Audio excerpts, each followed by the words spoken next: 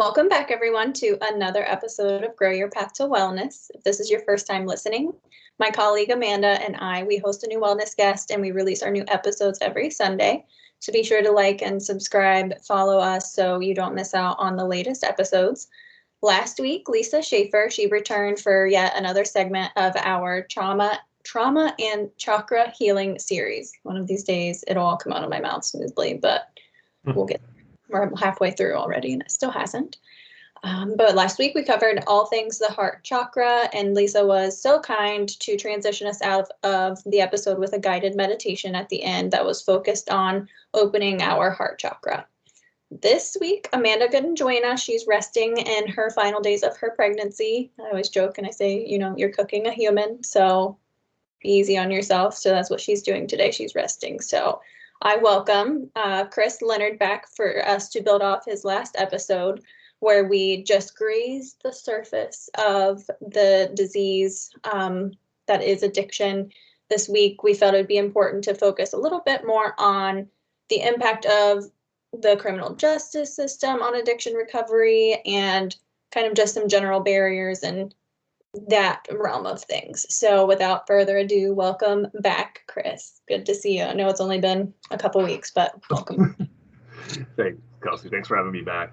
Yeah, in our last episode, we just touched the surface. Mm-hmm. We started talking about kind of a little bit of the culture of addiction and recovery. We started talking about just the overall premise of punishing individuals for having a disease.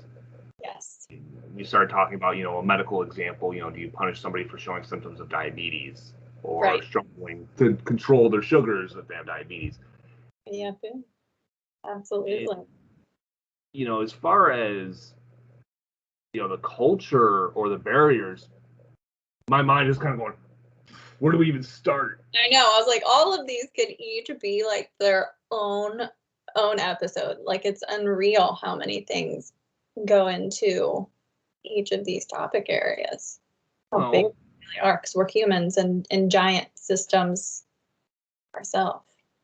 We try to simplify things with categorization and, this goes here, this goes here. We'll just make this nice, neat, and in a package. But then we start to forget all the intricacies it is of being human. There's many, many different systems at play. Absolutely. So which area would you like to get into first? Let's start with kind of a general, so we can ease into some specifics. So let's start with what the public idea, like the majority, their perspective seems to be on what recovery really is and just the culture surrounding, and then we can work in the criminal justice after that. While I can't speak for, each and every person, because I'm not the general public, I like to point out the medical definition of addiction tends to be a genetic brain disease. Right, we're like, Yeah, I cast doubt on that. Not because I'm a doctor by any means, but from each person that I've worked with, it is almost never been primary. Right. Yeah, sure, it causes primary problems in their life in that moment, but the addiction is really a symptom of something much more deep-seated. Something, that could even go all the way back to childhood, that could be a reoccurring theme throughout all of their life. They could be 40 years old and have been experiencing this since they were 11. Yep. Until you target that and you meet that need or whatever that is, it's going to keep perpetuating and keep manifesting and keep getting louder. Yeah, and unfortunately, as we mentioned, punishing individuals for having the disease, looking at the public idea of recovery, if we're calling it a genetic brain disease, we're kind of insulting what addiction is as a whole. And we're not seeing the full scope of what it is. No, it's like, sure, and everybody's like, well, there's a genetic component. And I was like, yeah, and I'm in the process of reading The Body Keeps the Score. I've read it in like a billion pieces for many different things, and I've never sat down and read it as a whole. So I'm reading it and really taking my time with it. And they were talking about these, not just addiction, but just so many labeled disorders, how it seems like they're researching, the genetic component, but then we're losing all of the areas. Like there's not even an attachment disorder specific diagnosis label, like we're missing so many things. And this is a whole different topic that we didn't even put on there. But once we categorize it, we can label it and we can put it away. We can make it okay. Yeah. One moment. Mm-hmm. We have that book. I love this. Somewhere. You're like me. I've between my office and home. Hunt them. Yeah. I have the book somewhere in here. I think I see it. Oh. About the time you sit back down, then you'll find it. Yeah, of course. Of course. Well, anyways, it's a great book.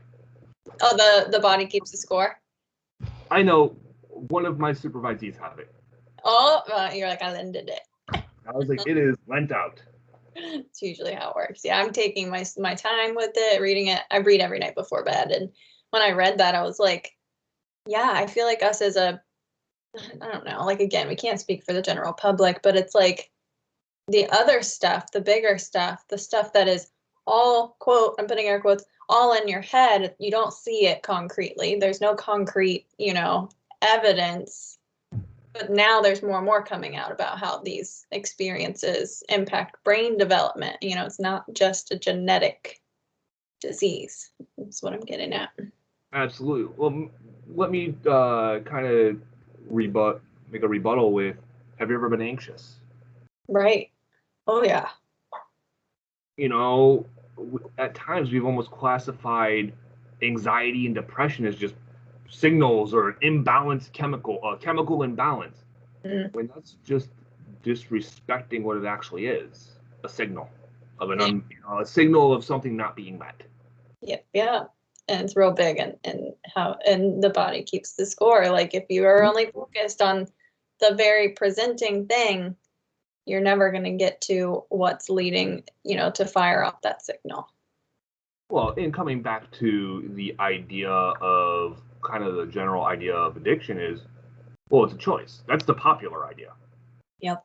And I like Gabor's take on it. If we didn't view it as a choice, why would we punish people for it?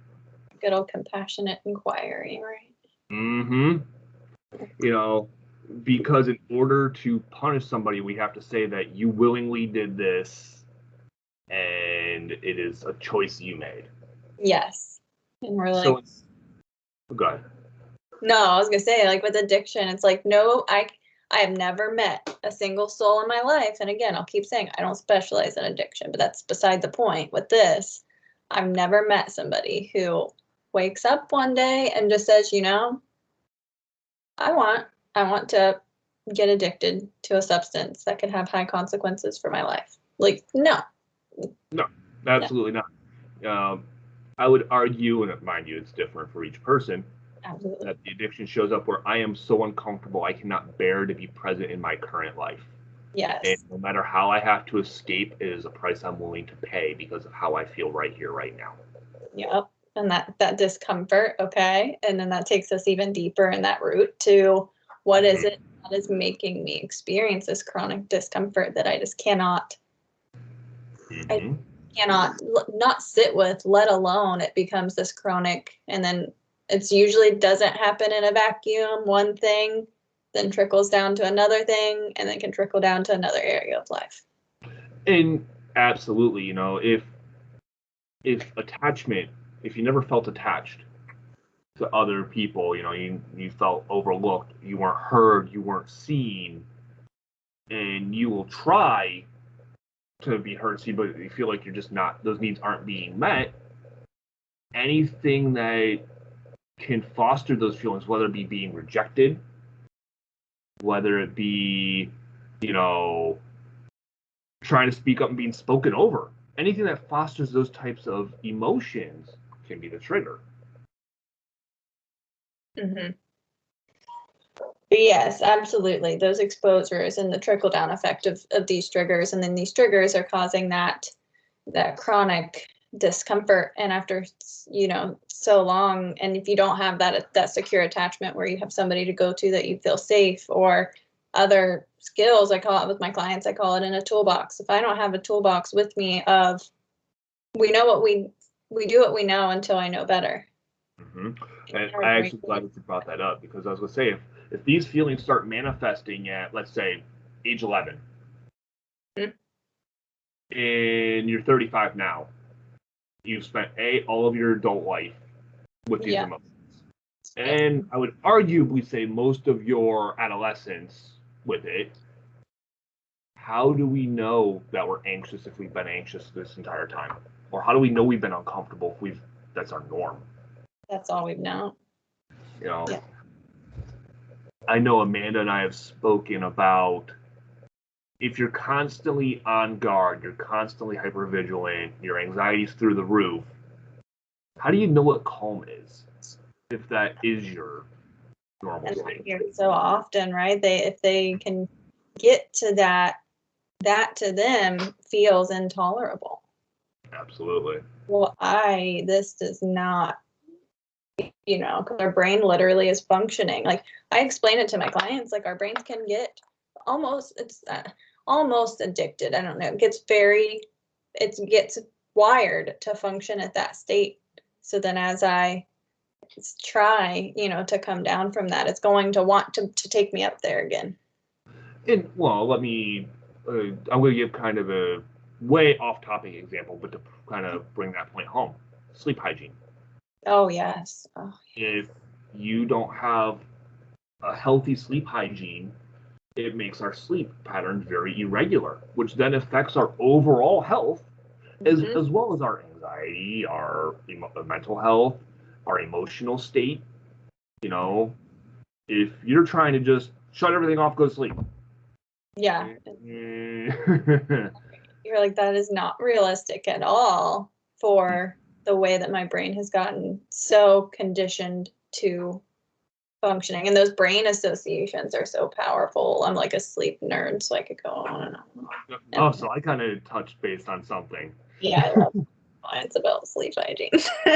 Well, also think of it as a paired association. Yep. Operant in classical conditioning. I'll go all the way back there with that. Oh, what was that? Like I said, I love it. Like, my brain knows that it's going to get the same exact response every single time, or I'm going to get the same effect every single time. And I mean, and that can be a big factor with addiction, because that's why if I'm experiencing this level of discomfort all the time, my brain, if I pick up a substance for relief or whatever, and then I realize in that moment it's giving me what I feel like I need so bad, even though we can get into, it's not functional, it has consequences, but I'm desperate for relief. And then my brain, it doesn't take long for that brain to say, I know that that's going to give me the same exact effect. If every time I turn to it, it's becomes consistency is king. Mm-hmm. And even that goes the same in recovery. Oh, yeah. Consistency. I don't even think I said English words there. Consistency. Still agreed. Yes. But, going back to the idea that if someone is so uncomfortable that they have this compulsion to want to escape, substance was never the issue. Mm-mm. And I'm not here to get on a platform to say that the way we look at substances is, legality. Addiction does not care about the word legal. Nope. We talked about that last time. However, the substance was never the issue. It's the unresolved, whether it be developmental trauma, intergenerational trauma, overt trauma, is the underlying stressor. Why are you uncomfortable? Absolutely, 100%. I can't speak for anyone other than myself, but it's typically pain. There was some type of pain somewhere along the road. Yep. And I'm pausing primarily because the pain does not have to be something physical. Oh, no. Mm-mm. Or even, and the word real is something I want to be very careful with because it's definitely real to the person. Mm-hmm. It could be a perceived pain. Oh, yeah. Mm-hmm. A perceived loss. Yes. Our perception is our reality, right? That's yep, absolutely. Mm-hmm. And it could be a perceived loss that is just as detrimental as a flesh and blood loss, any loss in general. Yep. So, yeah, I apologize. I feel like we squirreled a bit there. I think here would be a good point for us to tie in. How do we feel? So we have barriers next. What are some barriers to recovery? And that might be a good segue into here and to say that criminal justice system, let's tie this in, what its involvement often looks like and how that can become a barrier if we have somebody that gets involved in the American criminal justice system. So I'm going to put a disclaimer on the front of this saying that while I think that the criminal justice system does require some level of involvement, especially if it is a level of involvement to save the person's life. If they are at a point where the level of harm that they are about to cause either themselves or others is so great that a type of intervention is needed, I would agree with legal intervention. Mm-hmm. And obviously medical detox if appropriate.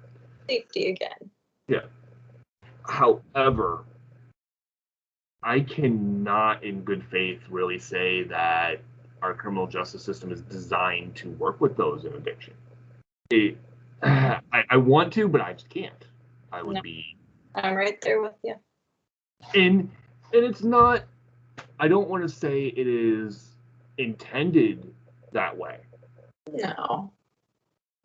However, the criminal justice system is very black and white. Either you do it or you don't, right? Very punitive based. Yeah. You do it. If you don't, there's consequences. Mm-hmm. And, fear is not a very good motivator for any type of long-term change. Oh, it takes me back to that parenting. I know I referred to that episode the last time that you, I, and Amanda, we all sat down, but even in parenting or in, relationships and a work setting, anything, if I'm coming from a place of having an authority based on a platform of fear. I mean, isn't that basically the definition of coercive power? Right. And then what is that? And we expect people to heal in an environment, and and it feels so similar to the environment that I'm very generalizing right now, but it feels very similar to the brain, like the environment that probably hurt them and caused them pain. And I'm saying this, just to kind of almost mimic, heal or else we're going to punish you. Right. Get better or we're going to sanction you. Yep. Get better or you're going to jail. Yeah. I know we were joking a little bit before the podcast started, but if just say no worked, Nancy Reagan's just say no would have been right. It would have been success. Right. And we're like, no. Not how that works. Mm-mm. And the criminal justice system, though, is very black or white. Go to 2 meetings a week. So, okay, so looking at it clinically, what's the difference between 2 meetings, 1 meeting, or 3 meetings? Right. I'm more interested in the content of those meetings. Yes. What is the content? Is it meeting? What are the needs underneath I could squirrel so much, but it's like, just go to 2 meetings. And then my brain goes, okay, you're also telling this to somebody who we have this perspective of saying a lot of times that person's sense of self and self-worth is on the ground. So they're already going into it feeling defeated. So you're just giving them more things that they don't believe in themselves to do. And now we're right back to barriers. Yes. And it's like, well, get there. I don't have transportation. Literally no transportation. Or what about, money to get even public transportation? Or their own discomfort of being there on their own. Yep. Let's say they have underlying trauma and now they're going to a place by themselves where they don't know anybody.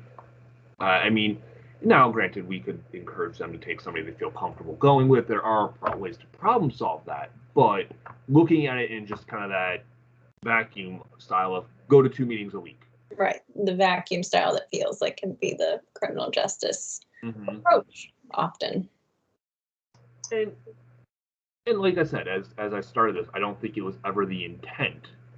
No. It's to hold people accountable. Yes.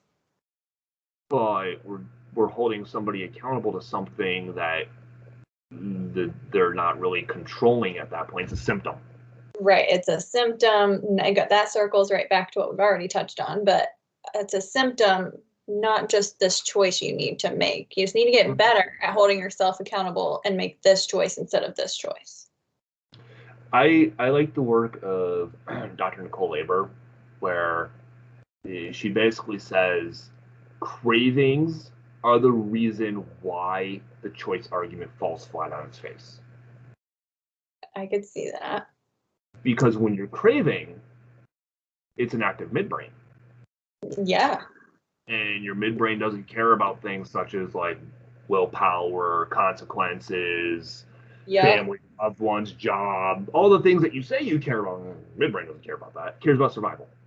Yep. It's very instinctual, very, yeah. And, but whenever I hear someone say, oh, it's a choice, I just kind of sigh. I'm like, ugh. I'm like, oh boy, like there it is again. Like, would I agree that the initial one, sure. I'll concede the fact that, you tried it as a choice, as a way to escape. Right. Like you were lacking a whole lot of other things that led you to feel like that was your only option, your only choice, maybe. Yeah. Yeah, I'll concede that part. But once the cravings and everything else is in play, no, it's an active midbrain. Absolutely. All right. And the criminal justice system and those barriers, and then it brings me, because I specialize in attachment-based trauma, so that's where my brain goes. I'm kind of programmed for that, but I picture individuals who have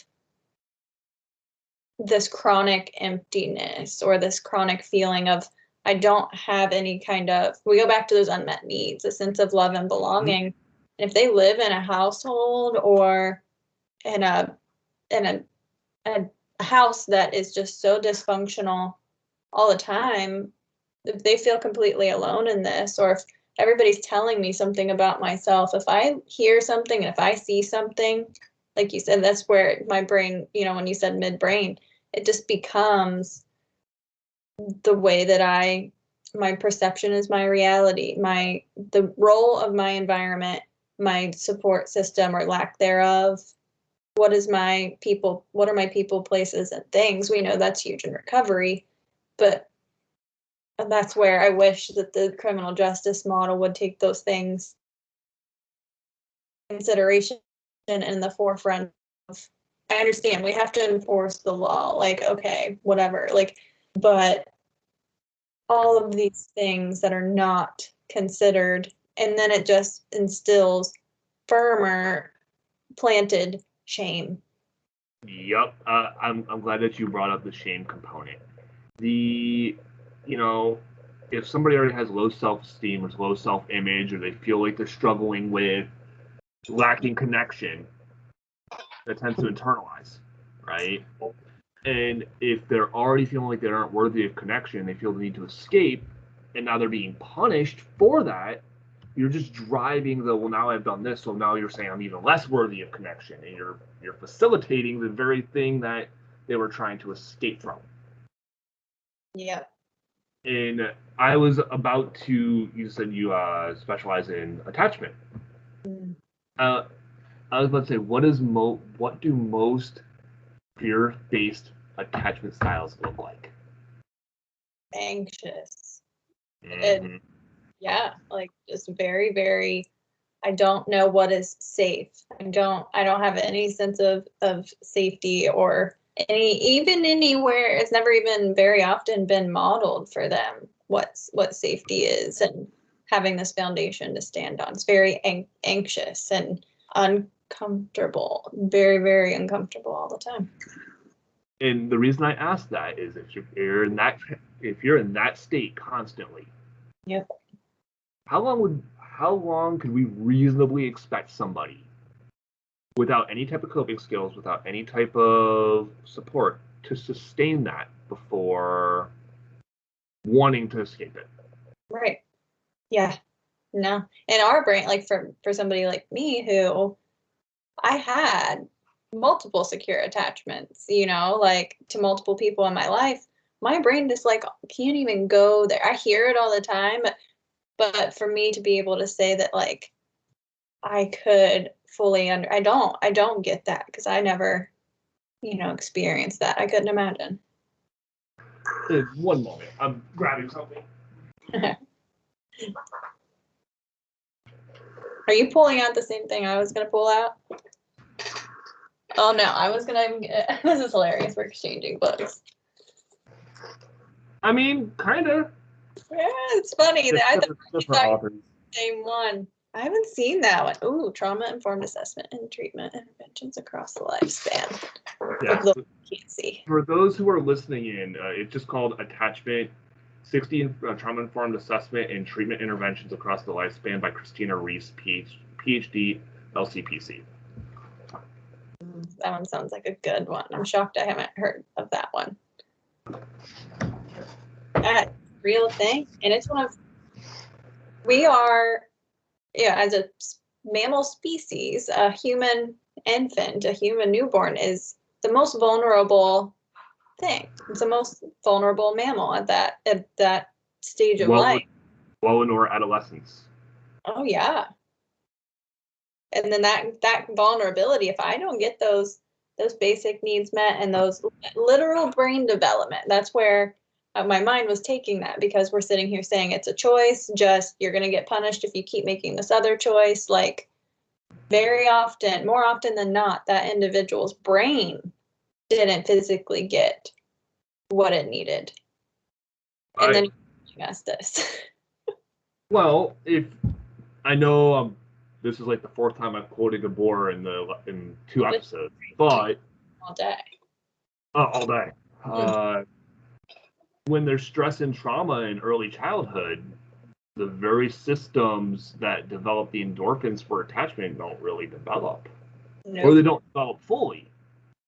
Yep. So when individuals use substances that are kind of similar in chemical makeup to those endorphins, it feels like love and attachment, which makes it exceptionally potent and powerful. Right. Oh, I love that you bring that up. Yeah. And I'm not saying that's the fault of the person, but there's where the addictive, in biochemistry of stuff that's actually happening up here. There's the genetic portion. Mm-hmm. And kind of looking at the culture, in the criminal justice system, we have a very, and I am using a generalizing statement, but we have a very significant issue of looking at the person who's addicted and going, this is your problem, figure it out, this is your problem. Mm-hmm. Yours. Fix it. Yep. Point. We victim blame. Always. And I say victim blame in the sense of they are struggling with addiction, and then we're going, well, why'd you go and do that? And this whole condescending. It's very just invalidating, dismissive, yes. Making them. I picture somebody saying that, and then them very quickly feeling just so small. Mm-hmm. I mean, it's the whole pick yourself up by your bootstraps. No. There is a video I like by I might be saying the name wrong, Johan Hari, but he talks about anxiety and depression, and drawing more on our individual resources puts us farther into that hole than trying to reach out and build a support system. Yes.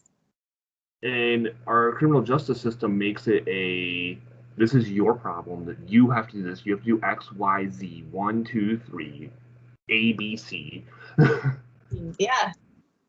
And if not, you're facing you're also carrying around that constant pressure of all of these consequences that if you don't make these right choices and just, like you said, pick yourself up, then you have all of the stuff that's hanging over your head that you've never felt like you could or believed that you could overcome and accomplish anyways. So it's like, well, it's gonna happen. And I've unfortunately had many individuals who have said, hey, look, I want to get better, but right now I'd rather just go to jail because I can't deal with what they're doing. Yeah. And I do want to take a moment and acknowledge that the criminal justice system is making an effort to change and reform. I would still arguably say that it is behind the times.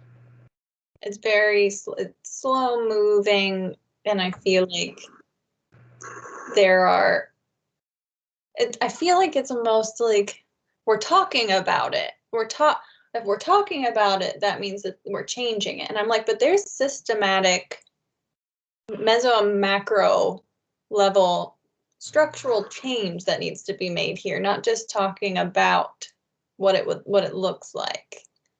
And there are drug specific courts, yeah, which I like a lot whenever they started coming around, but they still operate though on the same premise. Yeah. Do this or there's consequences. Well, then I feel like it's like, well, we've linked you with these resources and this program, so now use them. Mm-hmm. You do understand that takes a lot more than just doing it. Like that still drives home that same feeling. Like, and how much strength does it take to even acknowledge that there's an issue? So much. I mean, we can say, oh, you have a problem, but that's still blaming, that's invalidating, that's still kind of isolating the person. Yes. But to even acknowledge, like, hey, maybe I should take a look into this, it takes a great amount of strength. Oh yeah. And I know we were talking last episode about, why do you use an acute care model to treat a lifelong disease? Yeah. So there's reform that could be all over the place. Yes. So it's not, I don't want to bash the criminal justice system and just say they're doing wrong. Because there's a lot of good that comes from it too. Yes, I agree. But my main takeaway is that when you use a fear-based system, you're not looking at long-term results. Right. And that takes me right back to Gabor. Like if we could have some empathy and compassion, I feel like it would go so far rather than that where we feel like we're at. I like the other quote. If you wanted to design a system that would make addiction worse, you would design the exact American system we have. Yes, I feel like it's perfect. Shame, guilt. Yep.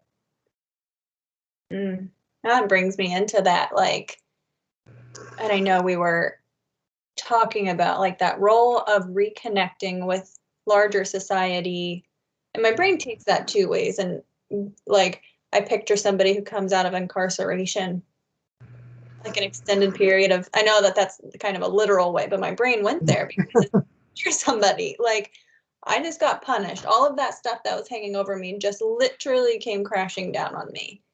And then I got incarcerated for, I don't know, 6 months, 1 year, whatever. And then you come out, and because we live in such a pick yourself up, by the bootstraps capitalistic society, it's likely that you don't have a whole lot left when you come out that's going to make you feel like, all right, I got some solid stuff in place. I got what I needed, what they thought I needed from that. Like, absolutely. I had a professor in undergrad. He was a lawyer, and he made a comment. And this is before I had decided I wanted to go into the addictions field. I was studying general psychology at the time. I wanted to go into a helping profession. I was still kind of figuring it out.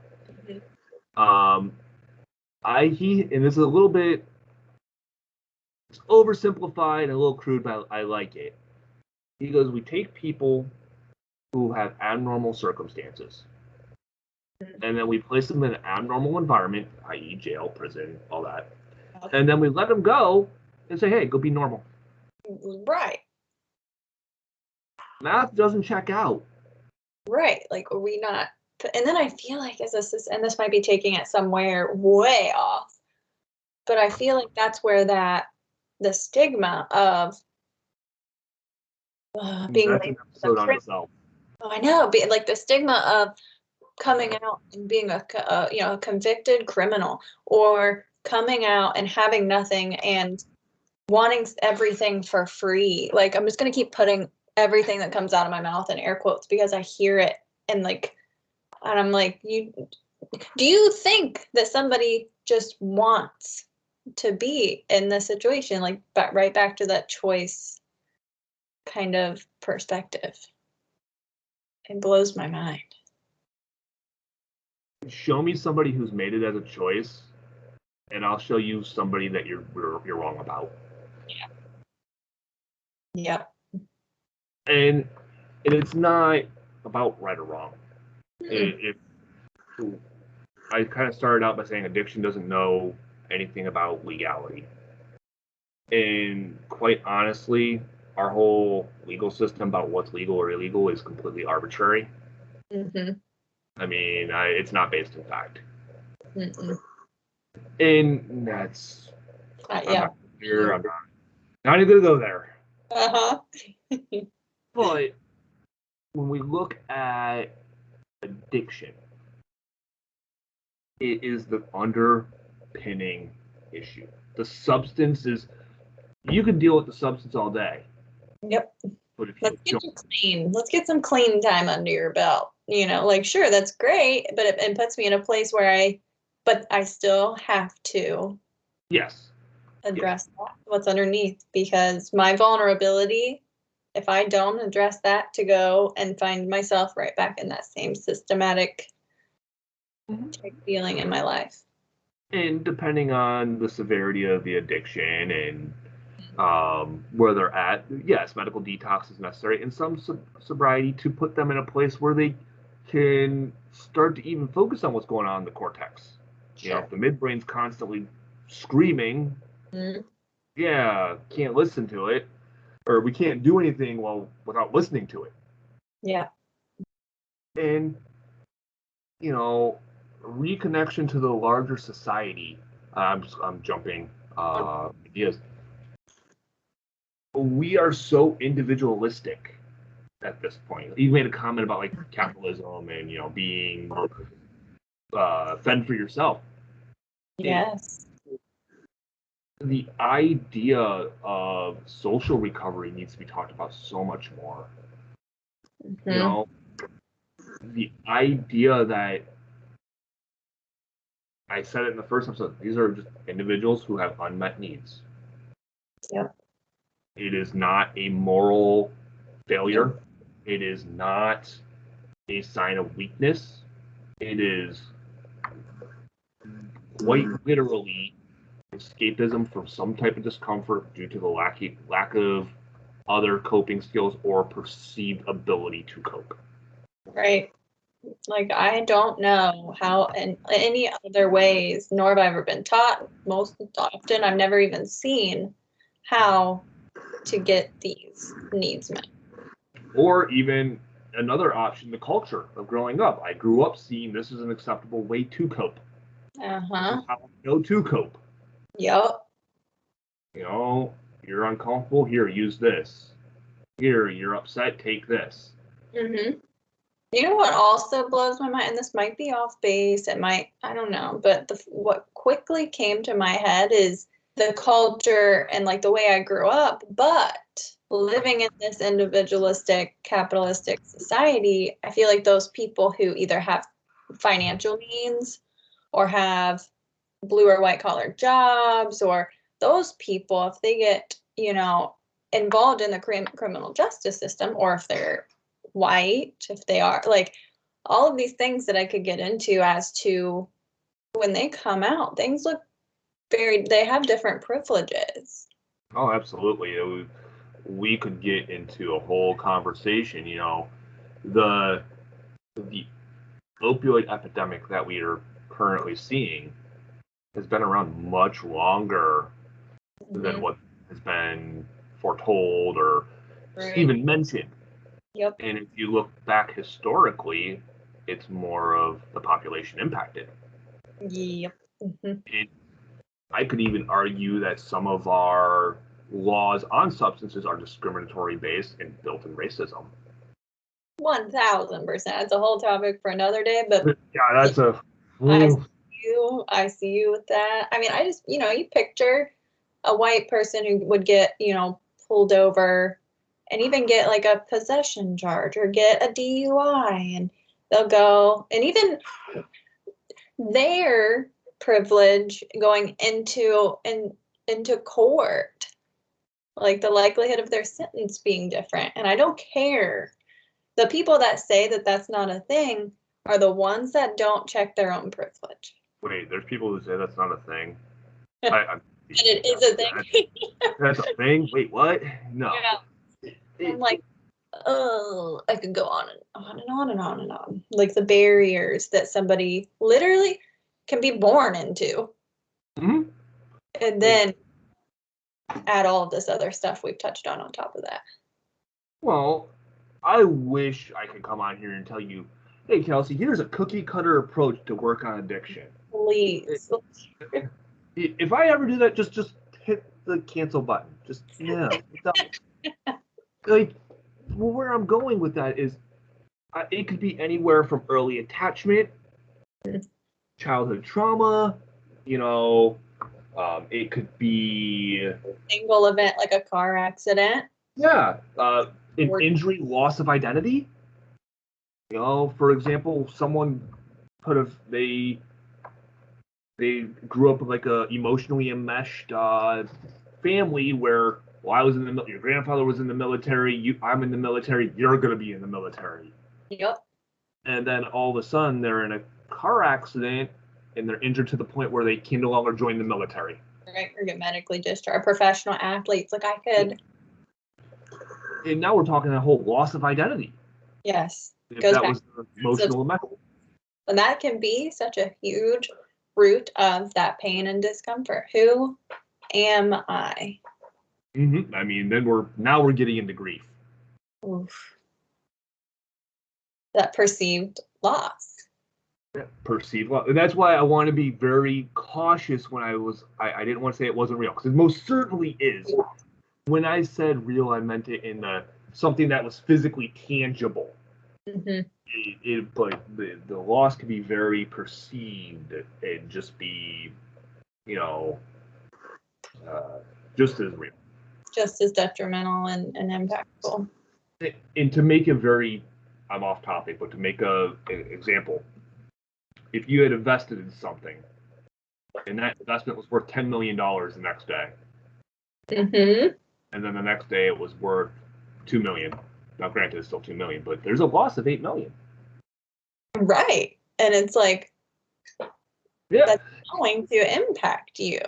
Yes. And now, granted, that was very.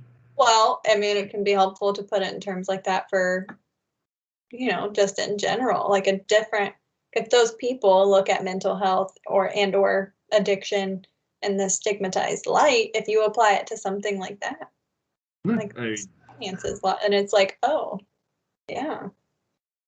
It's more of an unrealized like gain or loss, but at the same time, it's very, very real. Yep. All right. I feel like we I know. Points, but there's still so much more to talk about. Like, oh, I know. Is there topics that you want to start diving into? It doesn't have to be today. I think maybe we can just wrap up on like the larger society and just that importance, and maybe like with your experience and in specializing in the field of addiction, have you seen, I don't know how to word what's in my brain, like the most beneficial ways or any tools or specific successful methods of helping somebody reconnect to a larger society? Well, that's actually a very difficult question, because the connection to the larger society also has to involve that society wanting to reconnect. Ooh, I love that point. Mm-hmm. The stigma and almost the way we chastise individuals with an addiction. Yes. It starts at an individual level, but it needs to grow to a macro level. Mm-hmm. Even a meso level at this point, even in the family system, I have encountered many families who don't know how to deal with addiction or blame themselves for the other person's addiction. Yes. And when they blame themselves, they don't know how to act with it. What did I do wrong? And they're going through their own grief and their own form of trauma. Yes, we get them in their own cycle of pain. Mm-hmm. And then we don't feel that connection. So when I look at kind of family members, I'm not answering your question fully because I don't have a good answer when the society doesn't want to reconnect. But I kind of look at the family members and I think of 3 C's in addiction. The family member didn't cause it. Yep. But at least not a direct cause, causality. Sure. They can't control it. Mm-mm. And they can't cure it. Mm-hmm. It's not their place. Yeah. And the more you try to control, the more you facilitate the very emotions one may be trying to escape from. Right. And I feel like a lot of people's brains right there could say, you're facilitating or perpetuating the behavior. And us over here, we're like, no. Doing that is perpetuating that discomfort and that pain for them. Not just the act of using. The behavior is just the symptom. That's Yep. what we see.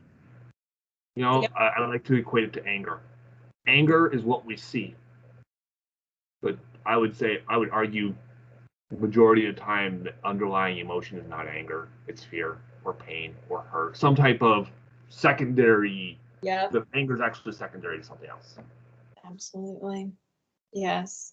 Well, I think that's a good wrapping up point, because like you said, like, yes, there's resources, there are, all of these things, but that addiction is and any mental health, but especially addiction, it literally can breed more and more pain, that loneliness, that emptiness, that feeling of isolation, feeling disconnected. And that can be tough whenever it's like, okay, I know that these things are literally what I need in order to heal and move forward with my recovery. So then it's like, I feel like that's when we hear that, have to change my people, places, and things if they are not conducive or supportive around me. And that in itself would be so terrifying. And I think and I agree, and I think in my kind of final closing thought, if we really want to start working on addiction, we should stop chastising the individual for showing symptoms and actually start looking at the individual for where they're truly at. It's a symptom. The behavior is a symptom. It's not. Is the behavior causing issues that are potentially unwanted? Sure, but that's not the root. Right. It's like, yeah, we can go back in time and meet those needs back whenever it was prime time for them. Sure. But if we earlier. If we continue to treat the addiction as the primary, all we're doing is insulting the person underneath. Yep. And it doesn't matter, like Amanda and I both would do, inner child type work. And some people, it sounds real frou and out there, but those things that happened, I didn't get or should have gotten, Yes, you have it too. I don't have my work bag in here, but I have it too. Isn't it great? It is. I have all the books. Right. I don't care if I'm sitting here in front of somebody who's 90 years old. Those needs, all of those triggers, all of that stuff is still going to be there. I mean,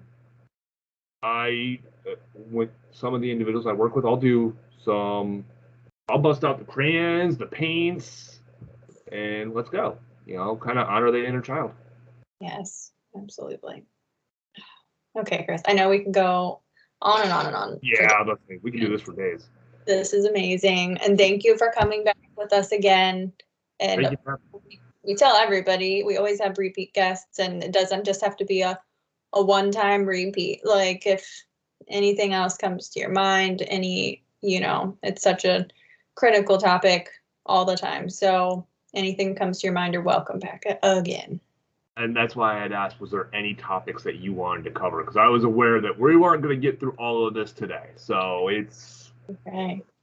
No, I think I have so many in my head, and it's something that we could just keep breaking down and breaking down and breaking down. So yeah, Amanda and that would also be helpful. We'll look back at like past topics and see if there's an area that's really sparse. Remember how I said I had 3 bullet points at the start of here? I currently have 8. You're like, it expanded. Yeah, we're that's a thing. Oh, yeah. So wrapping up, thank you again, Chris, as always, for being here. And for our listeners, don't forget to like, subscribe, follow. Please leave us comments and leave us feedback on, if you have any questions, any listeners have topics that they would love to hear us speak on and cover. Next week, we welcome back another returning guest, but we'll be welcoming back Dr. Leslie Cook, and we will be shifting gears and cover how parents can support the LGBTQ plus children in their coming out journey. So doesn't have to just be little people or, younger, but kind of across the board. How can we support those who are going through a coming out journey? So with that being said, everybody have a good rest of your week and stay well and take care. Bye, everyone. Bye, everyone.